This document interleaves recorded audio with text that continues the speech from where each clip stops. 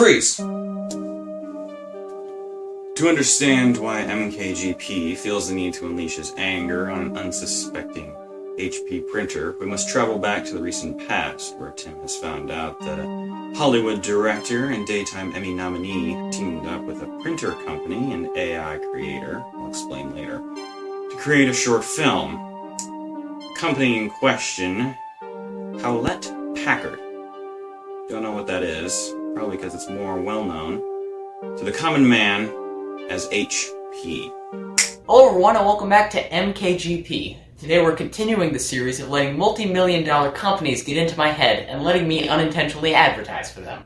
Today we'll be bashing everyone's favorite company, HP. If you don't know, HP has a series of videos called Get Real, where they go along with the trope of phone bad, therefore buy our electronics. Continuing with the theme of naming your boomer advertisements with 2 words, HP brought along film director Olivia Wilde to direct a film called Wake Up. Now, this would be part of the introduction where I give you a brief synopsis of what's happening in the film, but to be honest, I literally have no idea what's happening in this film. All I know is that it's about a girl who tries to creep out as much as New York as possible. Let's go. Wake up.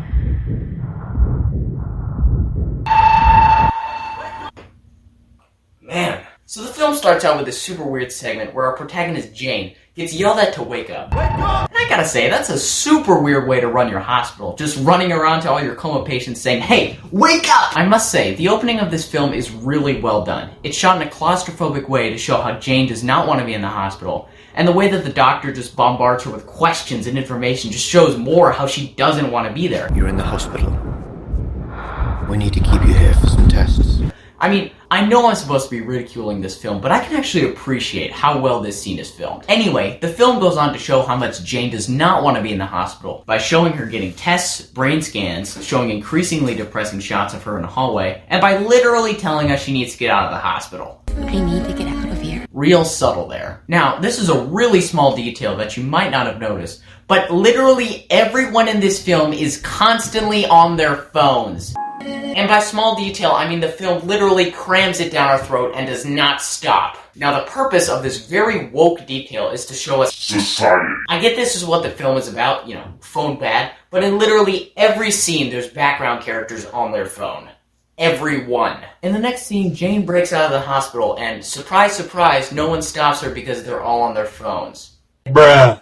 Don't worry, you guys didn't lose me on the subtlety here. So Jane breaks out and begins to run and dance down a street that's filled with people just on their phones. I think this is the first time where the film is unintentionally pro-phone. Because if you see a lady in a hospital gown dancing in front of all the strangers in front of you, you think it might be in your best interest to pretend to look down at your phone and do something. Because to be honest, no one wants to be the person to make eye contact with the crazy lady. Also, shout out to the one lady wearing a mask. You were way ahead of your time there. Jane then makes her way to a train station and continues to harass people by getting as close as she can to their faces. Again, it's probably your best option to look down at your phone instead of at the crazy lady staring you in the face. Also, I'm pretty sure this guy was just trying to look as close as he can to the "this is the true meaning of the Facebook logo boomer" meme. Props to you. I'm not even going to talk about that creepy little girl that's staring at Jane as she enters the train. I mean, I get she's supposed to represent, innocence or something since she doesn't have a phone, but she probably just looks that ticked off because her mom will let her play on the iPad. We then get a montage of all the people on the train on their phone, and I mean, what? People on their phones on a train? This is deep social commentary. Scorpio season.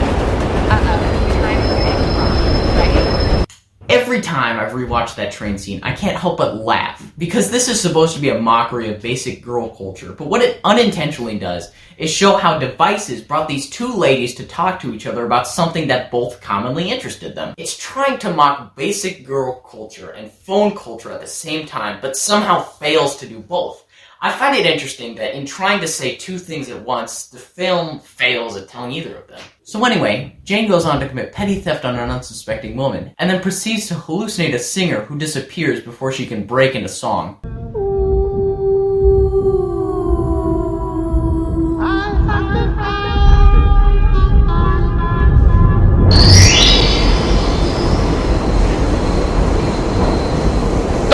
I'm sure these 2 things are supposed to represent something, but I can't be bothered at this point.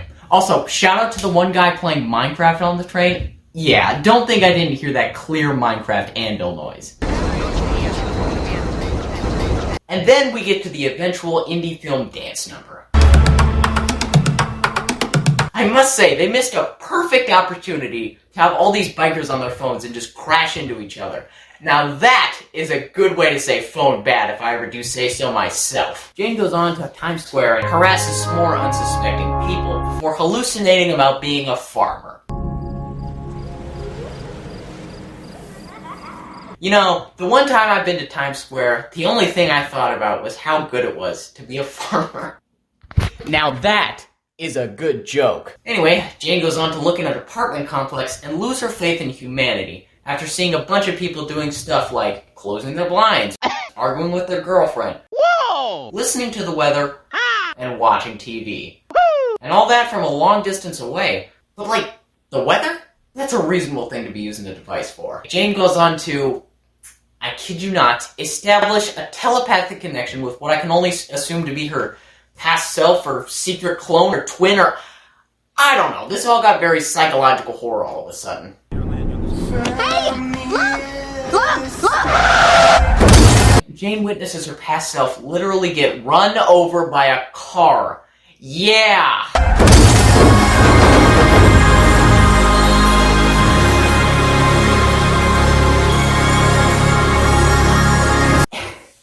Every time I've gone back to watch this scene, I can't help but hysterically laugh every time the girl gets run over by the car because of the way the music picks up. I mean, it's not supposed to be funny at all, but the way they edited it just makes me laugh every time. I think this creates like a time loop here because we see the camera lights and we hear the same people say wake up, so like Hospital Jane is looking back at past Jane get run over by the car, and you know what? I'm not really good at explaining this stuff, but I think I know someone who does. I'll take it from here. Let's review what we know. Jane wakes up in a hospital, does a bunch of walking, sees past self hit by a car, and goes on to form a revolution against the AI that have conquered this world and turned its humans into subjective dummies. I've been to that timeline. It's all true. There are two possibilities for how this loop was started. Either one, Jane has a latent mutant gene. Triggered by the car attack, yes, car attack, it was taken over by an AI to discreetly take out a meddling human. And the human inside didn't notice because it was a dummy. The car attacks Jane, which triggers her mutant powers. As she leaves the hospital, her powers slowly phase her back in time to protect herself. She fails, and the time loop is born. The second possibility is that the HP AI of this world has slowly amassed an empire using its human dummy drones, using robots to create what is known as an AI layer, which is a synthetic layer of computer parts underneath the Earth's crust, which world-conquering AI create when their victory is certain. In this world, the AI layer is comprised completely out of HP products. The resulting radiation has an adverse effect on Jane, slowly phasing her back in time, where her subconscious tries to warn her past self and protect her, and fails. And so the time loop is born. Thanks, time agent guy. Oh, I'll never understand time travel. It's crazier than the film. What's your name, anyway? My name is a reveal you won't be getting in this video.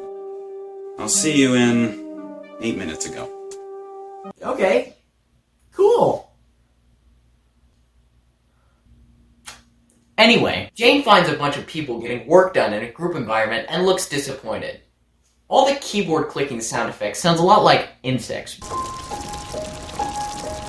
I think it's supposed to represent how technology can just become a bug in our systems, but to be honest, it just sounds like a bunch of people are getting a lot of work done.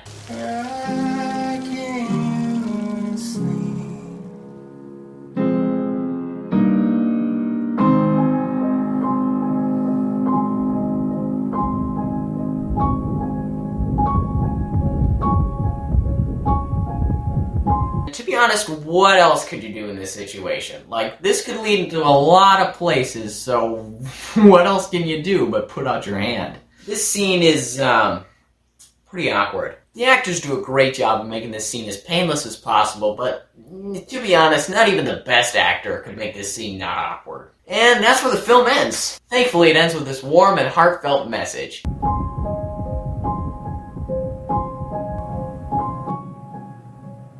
There's totally nothing else to that message. I edited out to make it seem less wholesome. Don't worry. So anyway, let's talk about it. Surprisingly, this film had some good in it. I mean, it had to. This is Olivia Wilde we're talking about. One thing I liked was how even though the main message was against phones weren't really the main antagonists throughout the film. Sure, they were present throughout the entire thing, but it wasn't like the phones were the ones being bad, but it was rather the people being negligent. It wasn't necessarily placing all the blame on phones, but rather people as a whole. The music, although inappropriately placed at some points, relatively did a good job of portraying the mood throughout the entire film. They may have gone a bit too woke on the symbolism, but there's a lot of good ones scattered throughout the film. For instance, Jane paints a bunch of eyes while in the hospital, but she has to scrap nearly all of them. Why? Because she can't quite picture how eyes look, because people have been looking at their phones instead of her. That's why she's in everyone's faces, staring them down. Keep your distance. Also, I think the creepy little girl is there to represent the innocence Jane has, and why she is very much acting like a child throughout the film, before getting hit with brutal reality and acting semi-normal after Times Square and the train. So let's talk about the bit.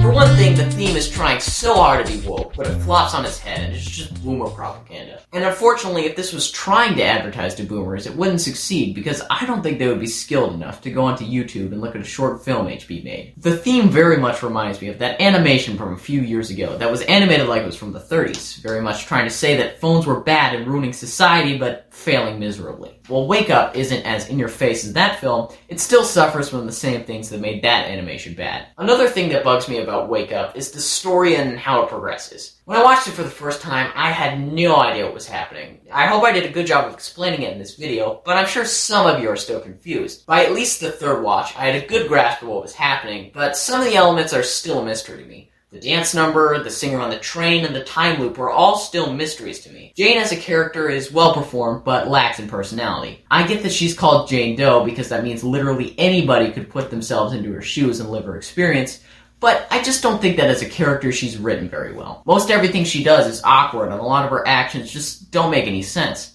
Her shifts in character are a bit overdone and usually come out of nowhere. Overall, the film does a wonderful job of capturing a terrible message. If this wasn't associated with the whole get real thing and maybe was changed up a little bit, I think it could make a good standalone film. Speaking of get real, I have a lot of bent up anger right now, and I think I know a good place to get it out.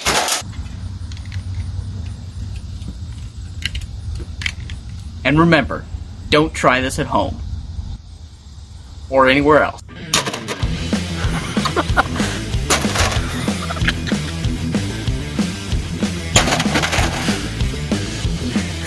So wrong. But oh so right.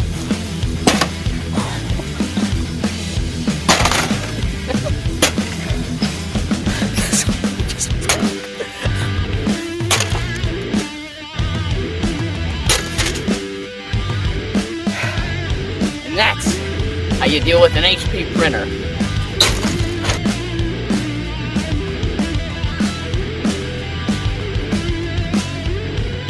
So, in conclusion, due to his smashing efforts, MKGP successfully averted the HP AI apocalypse by the margin of one printer.